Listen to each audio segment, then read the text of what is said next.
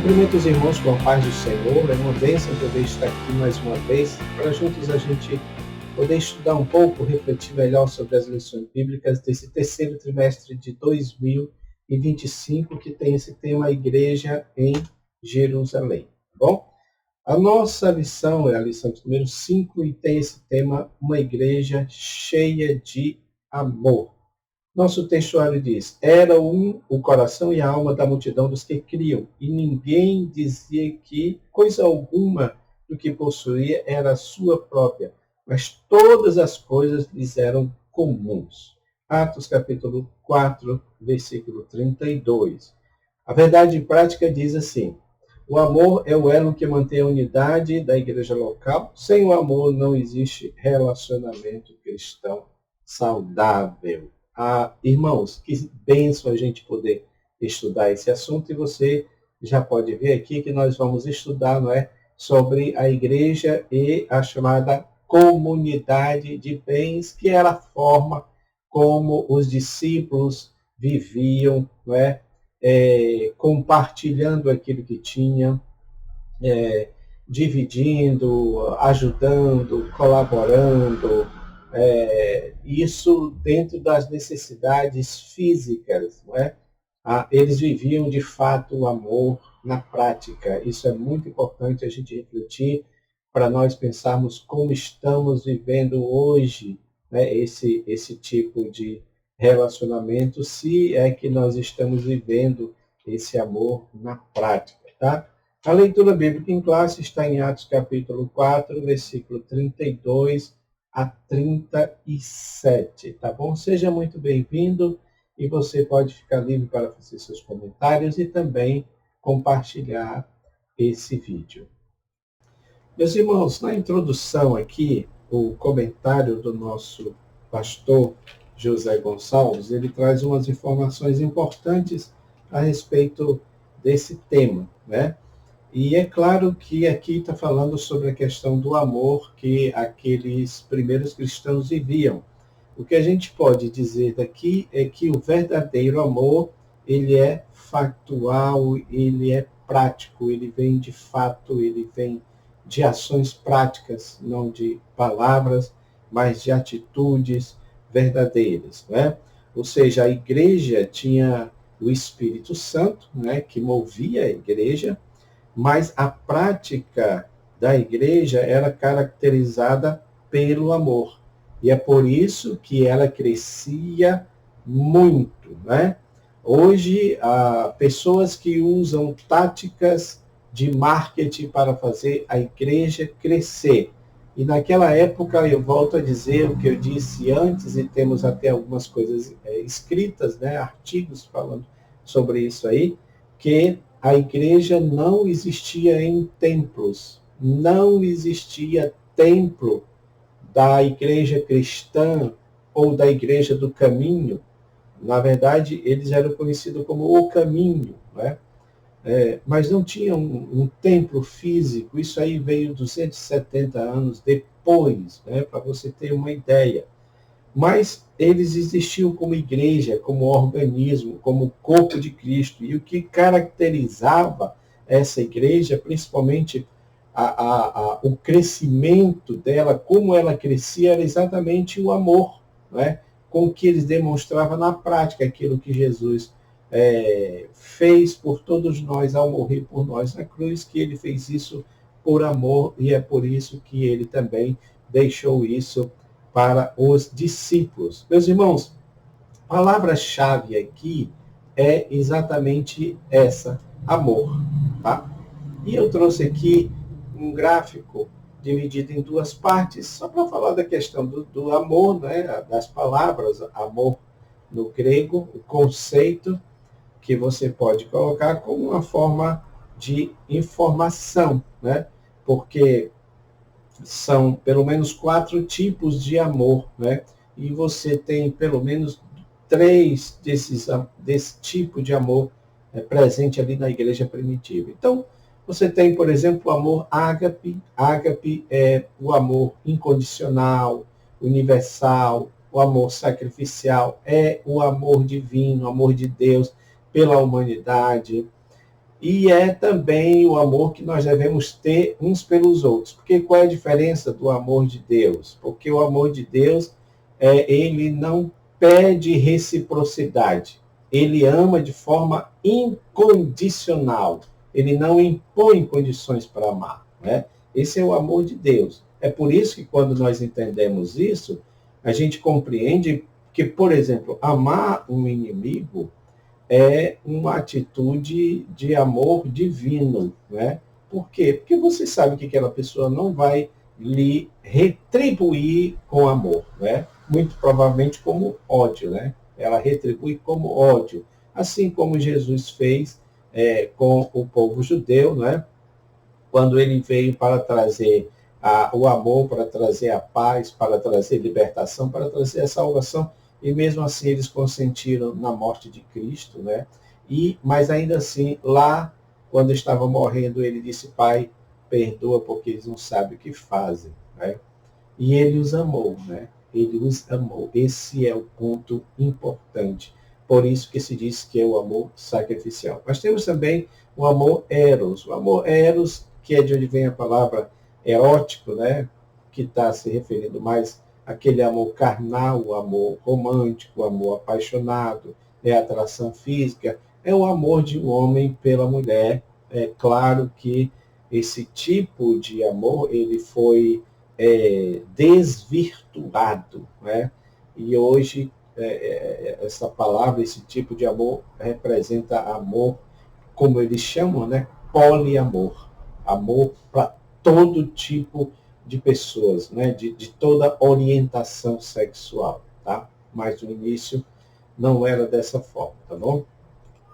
Meus irmãos, e primeiro ponto, nós temos aqui o amor manifestado na comunhão cristã, o crescimento da igreja primitiva. Na verdade, isso faz parte também do nosso gráfico esboço, né? Primeiro ponto, o amor manifestado na comunhão cristã. E aí você tem o segundo ponto, o amor como manifestação da graça, né?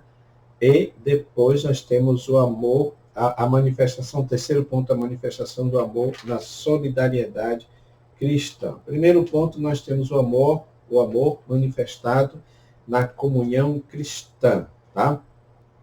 Então, aqui mostra que de 120 discípulos, agora faz parte de uma grande multidão, ou seja, porque foi acrescido, né? Você tem ali, por exemplo, no Pentecostes, Pedro, no seu primeiro sermão, a Bíblia diz que 3.000 pessoas abraçaram a fé. Então, é claro que o movimento estava crescendo e, de novo, eu ressalto o fato de que não havia uma igreja para comportar todo esse povo, mas havia um poder especial que estava movendo, unindo essa igreja, meus irmãos. E essa lição mostra que este movimento unido pelo Espírito Santo tinha uma prática. A prática era exatamente o amor, tá? Nesse primeiro ponto também é mostrado que de 120 aumentou, né, o número consideravelmente, e é claro que aumentando o número de pessoas, você vai ter também desafios, né? Que a gente, nas entrelinhas, nós dizemos desafios, mas a gente está falando de problemas mesmo, que a igreja enfrentava, porque a igreja, apesar de toda essa demonstração de amor, não quer dizer que era uma igreja perfeita. Nós vamos estudar que havia problemas também, não é? Até porque, meus irmãos, é uma igreja que está se iniciando, não é? Está se firmando, é um movimento que está se firmando ainda, não é? E não tem uma organização como nós a temos hoje. Naquela época não tinha. Mas os desafios, os problemas foram importantes exatamente para que a igreja tomasse um corpo administrativo, um corpo organizacional, tá? Então, é normal que uma igreja com muitos membros possa também ter muitos problemas e muitos desafios. Quem toma conta de igreja sabe como isso é importante, tá? Então, vamos lá. Temos aqui também os desafios do crescimento, né? Então, a gente vê a igreja de Jerusalém crescer em escala geométrica, se multiplicar, e com isso os desafios, principalmente os desafios da unidade, que foi algo que Jesus falou bastante para eles, né?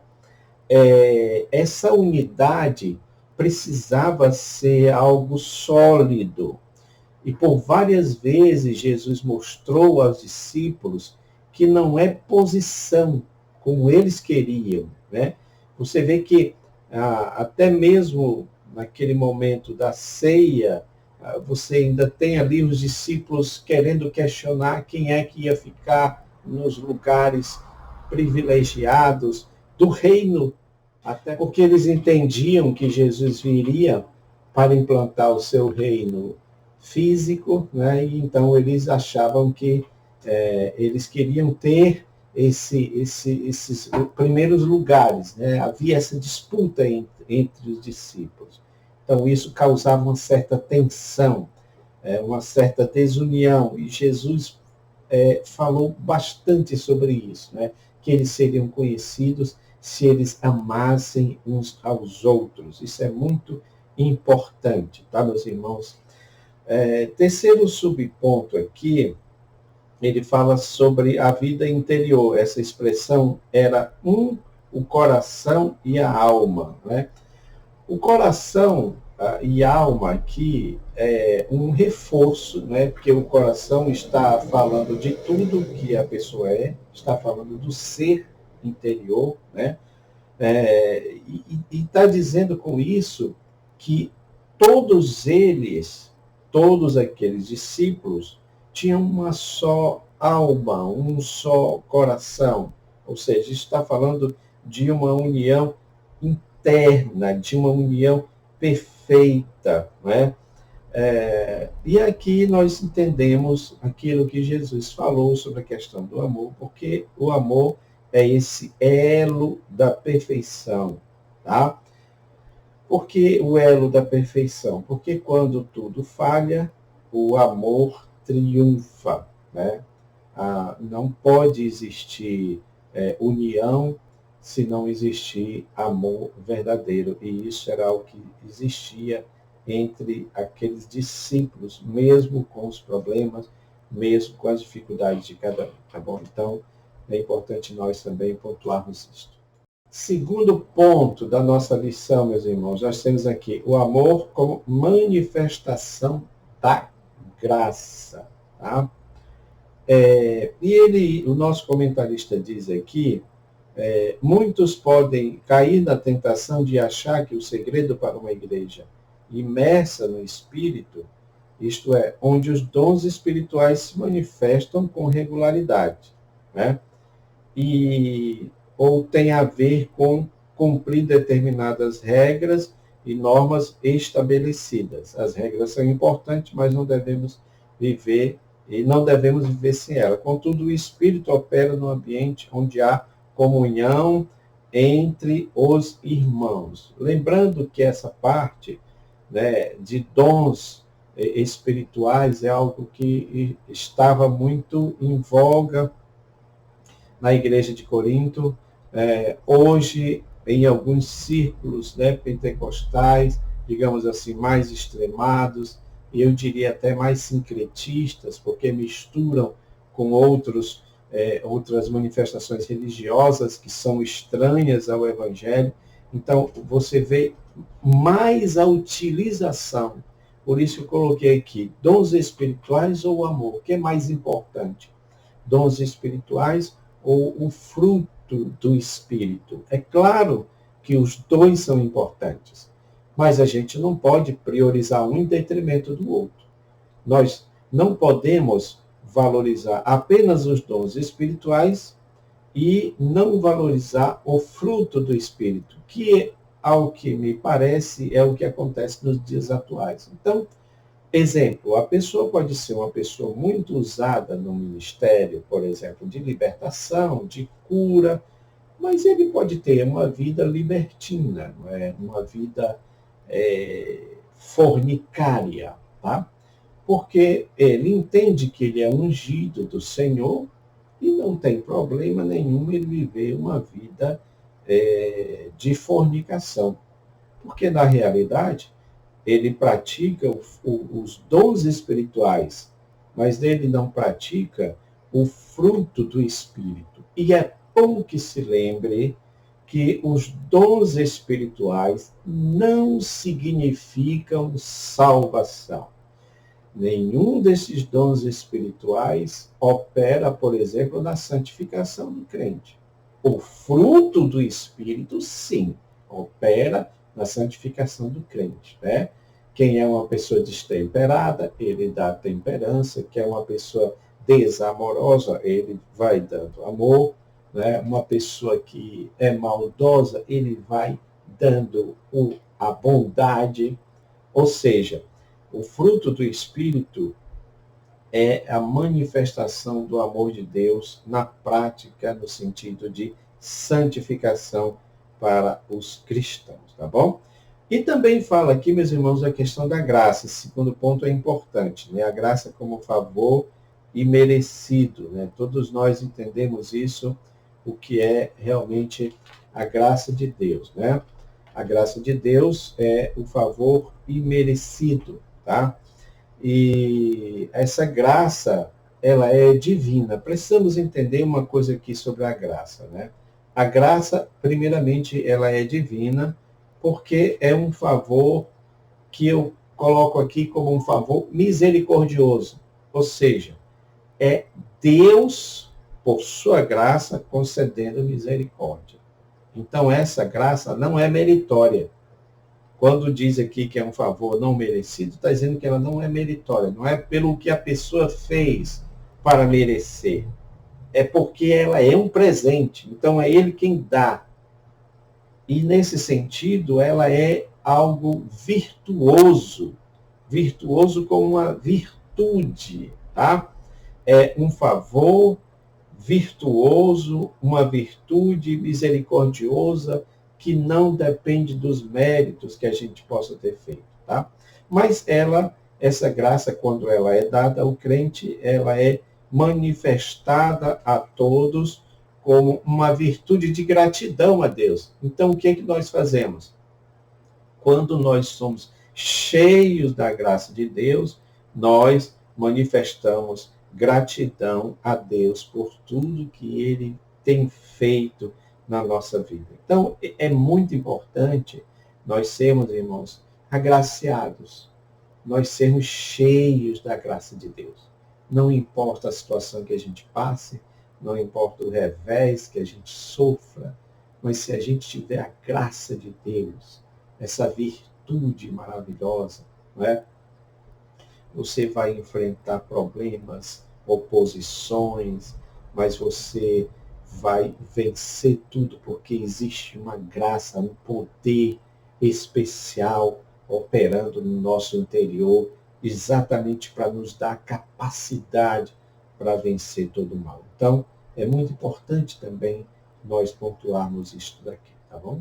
Muito bem, meus irmãos, dando continuidade aqui, nós vamos para o último ponto, né, da nossa lição, a manifestação do amor na solidariedade cristã, a busca pela equidade. E eu quero mostrar esse gráfico para os irmãos, porque nós já mostramos ele dividido aqui, eu juntei para falar principalmente dessa parte da generosidade, né? Dessa parte do compartilhar, da manifestação do amor na prática. Tá? Então, nós estudamos, inclusive, sobre a questão da perseverança, como eles perseveravam.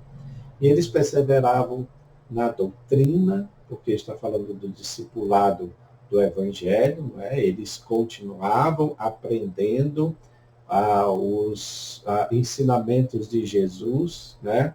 Mas eles também perseveravam na comunhão, que essa comunhão está falando da relacionalidade verdadeira. Agora eles entendiam que eles faziam parte do reino dos céus, ou seja, o aspecto espiritual do reino de Deus, não mais esse aspecto do reino como um tipo de governo, não é? Eles não entendiam mais assim, né?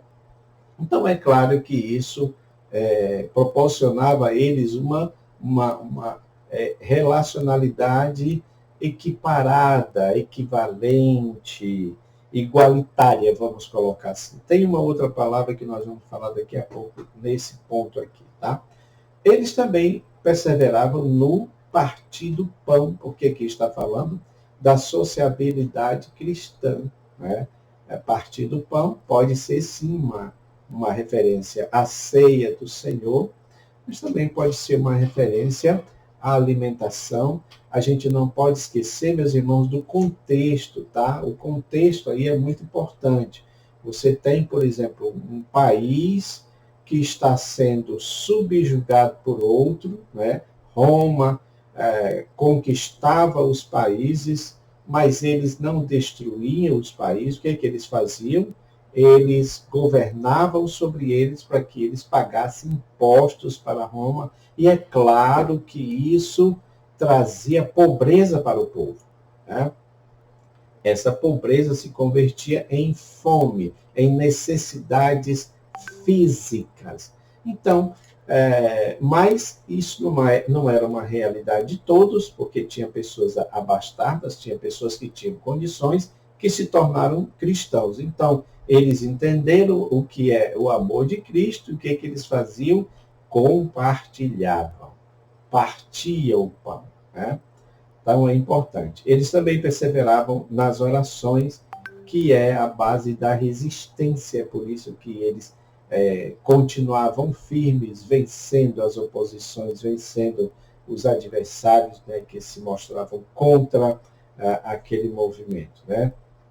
E também, esse segundo ponto diz que tudo era em comum, porque havia relacionalidade colaborativa entre eles, no sentido de compartilhar o pão, ou como eu falei, pela ceia, ou pelas festas da comunhão, as ágapas, né, que são aquelas festas da comunhão, que para a gente entender melhor isso aí, você vai ler sobre Coríntios, quando Paulo está falando na instituição ali da ceia, né, em Corinto, ele fala sobre isso. Ali havia algo diferente do que tinha aqui em Atos. Por quê?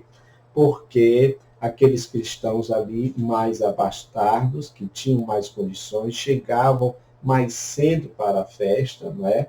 Essas festas do amor, e para a ceia. Alguns dizem que é a mesma coisa, outros estudiosos falam de uma diferença de uma para outra, né? É como se fosse uma mais voltada para a relação da comida mesmo, né, do alimento, e outra voltada para a liturgia do que significava a ceia do Senhor. Tá? Então tem uma diferença ali. Embora Paulo ele chama a atenção desses cristãos, aliás, é isso que ele quer dizer quando ele fala sobre não discernir o corpo do Senhor. Né? Por que eles não estavam discernindo? E por que havia raireses entre eles? Né? A palavra você conhece, a palavra raireses, né? Que é onde vem heresias, divisões, dissensões, partidarismo. Por que existia? Porque esses cristãos mais abastados chegavam mais cedo e cada um trazia a sua comida para compartilhar. Né? Todos traziam a sua comida para compartilhar. Mas eles faziam isso entre eles, quem tinha mais condições, então eles comiam, não é? Eles se alimentavam, estavam bem alimentados. Quando chegavam os irmãos menos favorecidos financeiramente, com poucos recursos, né? Então eles não se alimentavam. Então você tem ali uma disparidade, você tem ali algo que está destoando do Evangelho. Por isso que Paulo diz, vocês não estão sabendo discernir o corpo de Cristo. A prova disso é que lá no finalzinho ele diz, né, desse texto que fala sobre a ceia, ele fala claramente, se vocês quiserem, como se diz, encher a barriga, se alimentem em casa. Mas não aqui dessa forma, porque existia ali a algo mais especial do que só se alimentar, tá? Isso eram as festas da comunhão, né? E também, terceiro ponto aqui, a generosidade do repartir. Havia, meus irmãos, e aqui é uma palavra que eu quero colocar, havia desprendimento dos seus bens e o desejo de compartilhar com os demais que não tinham segundo suas necessidades. Aí a gente entra direto nesse ponto aqui, tá? Por quê? Porque tem uma palavra-chave ou duas palavras-chave que é parecido com a questão do desprendimento, tá? São palavras correlatas, né? Por exemplo, despojamento, despojamento. E a outra palavra mais atual, digamos assim, desapego materialista. Eles não eram apegados aos bens que eles tinham, mas eles repartiam entre eles, né? Eles ajudavam uns aos outros. E aqui o nosso comentarista fala sobre essa outra palavra que também está dentro disso que nós estamos falando aqui, porque se eu não tenho desapego, se eu não tenho apego, se eu sou despojado, se eu sou desapegado, se eu tenho desprendimento, principalmente comunitário, então o que é que eu vou fazer? Eu vou equilibrar ou equacionar, eu vou trazer equidade, que é o que ele está dizendo aqui, equidade, disposição de reconhecer igualmente o direito de cada um.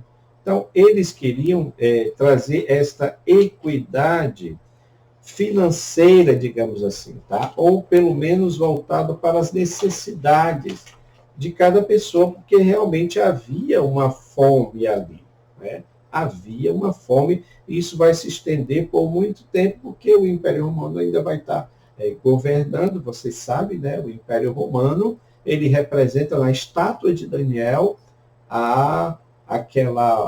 as pernas da estátua, né, que eram de ferro, e os romanos dominavam a metalurgia, o ferro, né, e por isso que a parte de ferro, que é a parte mais longa do corpo humano, significando que esse governo ele iria se estender, ele iria demorar mais do que Babilônia, do que Medo-Persa, do que Grécia, né? E, de fato, foi, se não me falha a memória, entre 400 e 600 anos, foi muito tempo que o Império Romano dominou, tá bom, meus irmãos? Então, é importante nós colocarmos isso aqui, porque, de fato, a fome era muita ali, né? Depois você vai ter Paulo, por exemplo, em Coríntio, falando da ajuda dos irmãos em Jerusalém, tá bom?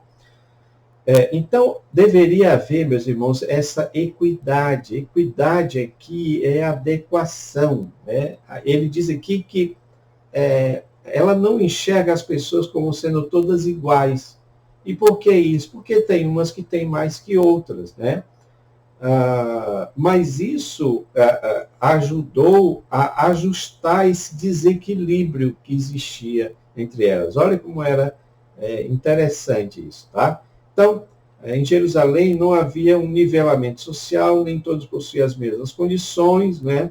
Mas havia pessoas mais abastadas e também havia pobres, né?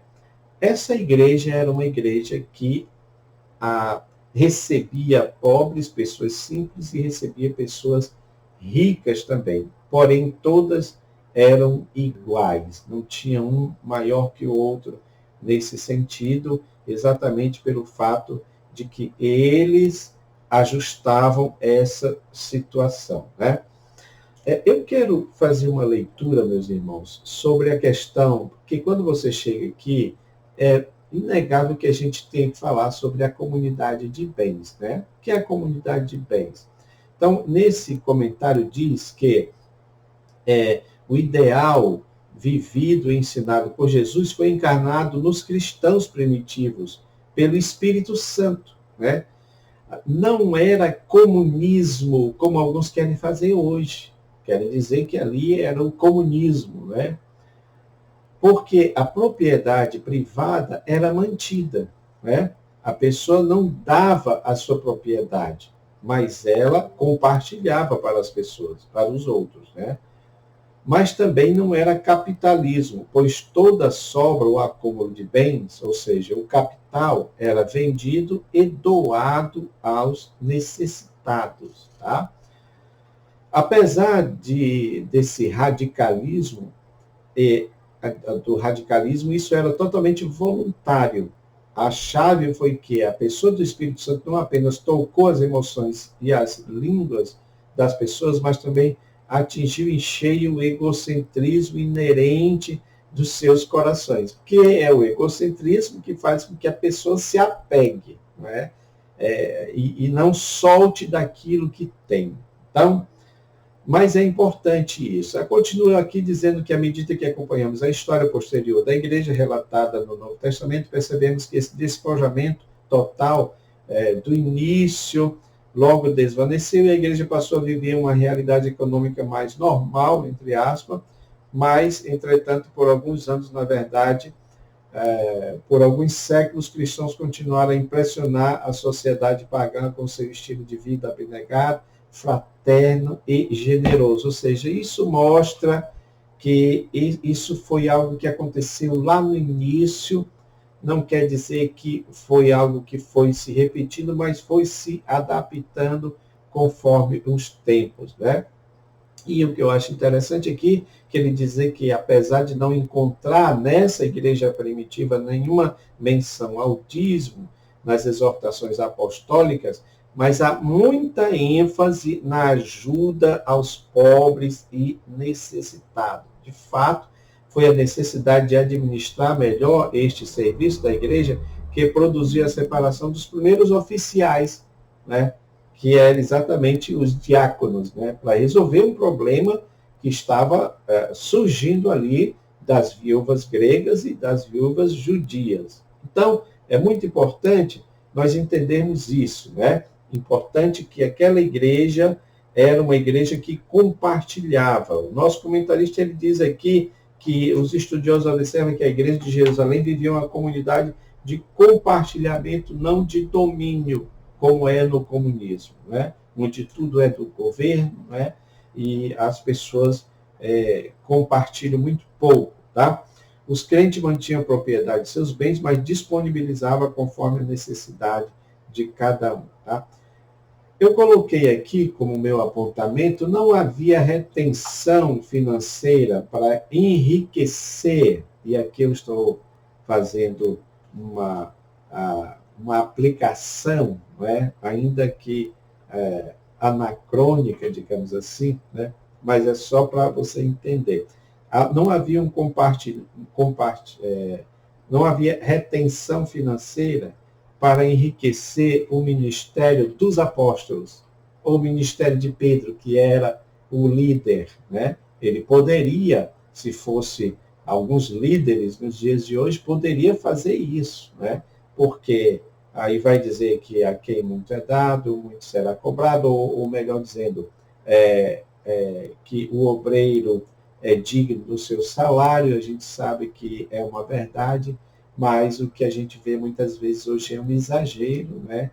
Pastores ganhando uma soma exorbitante de dinheiro, né? 180, 200 mil salários, né?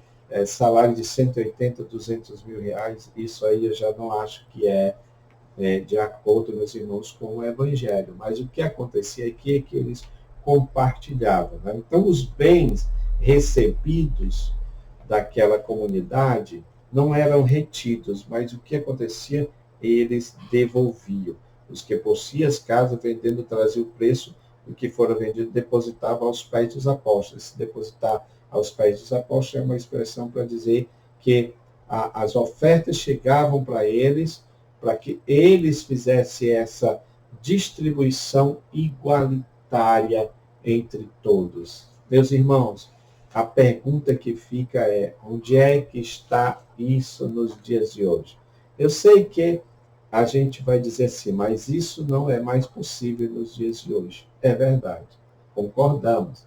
Mas também nós podemos dizer que, em muitos casos, a assistência social das igrejas, de algumas igrejas, tem falhado, porque nós às vezes presenciamos irmãos que passam por necessidade, têm dificuldade e a igreja muitas vezes não ajuda. Quem faz isso muitas vezes são os membros, mas a liderança tem esta obrigação, porque o texto de Tiago é muito claro.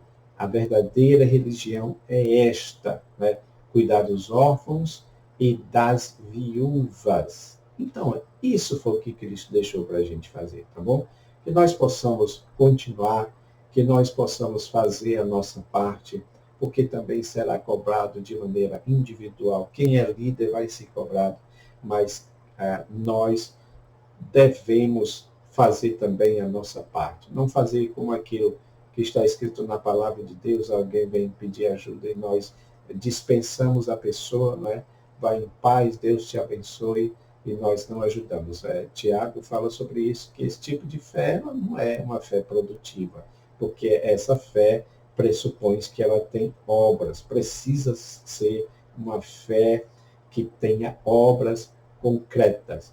A palavra diz assim, João, né, o apóstolo do amor, ele fala claramente sobre isso. Filhinhos, amemos, não só de palavras, não só de retóricas, mas de fato e de verdade, ou seja, de obras e de ações concretas. Deus abençoe a vida de cada um de vocês, compartilhe o nosso material, faça os seus comentários e que Deus nos dê uma aula abençoada para a glória e honra do seu nome. Amém.